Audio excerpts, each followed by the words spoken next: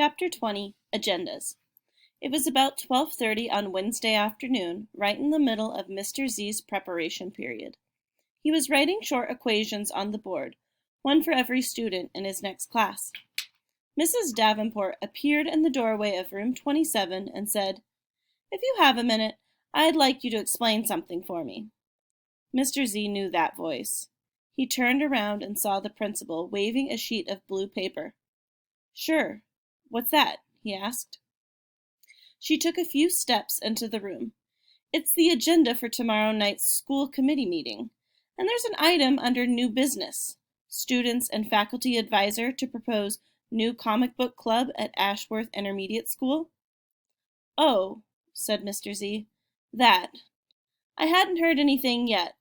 I was hoping that the school committee wouldn't even consider the request, but it looks like they did." The math teacher felt his hands begin to sweat. Mrs. Davenport said, "Let me guess. The students are Greg Kenton and Maura Shaw, and the faculty advisor is you, right?" Mr. Z nodded.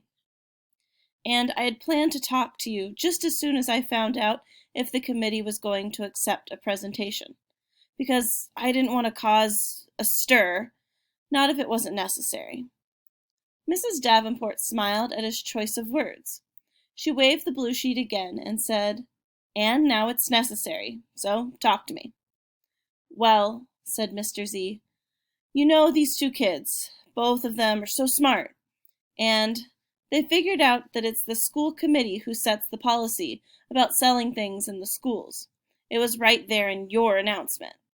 And they think their little comics are as good as some of the books the kids can buy here at school from the book club every month.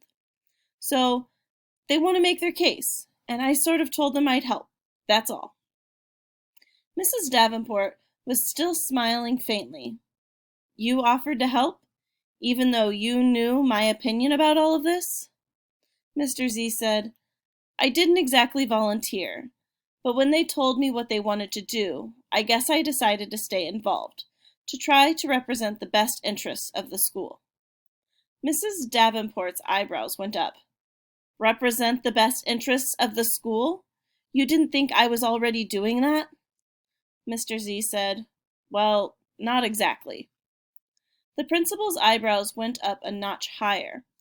Mr. Z had been dreading this moment, but he knew what he had to say. He gulped and went on. "I don't think there's anything wrong with comic books. With the good ones, that is. And the ones these kids are making aren't bad, and they're definitely creative, and maybe other kids should get a chance to read them." Mrs. Davenport nodded. "Ah, I didn't know you'd become a reading expert." There was a long, awkward pause. Mr. Z practically held his breath, afraid to guess what was coming.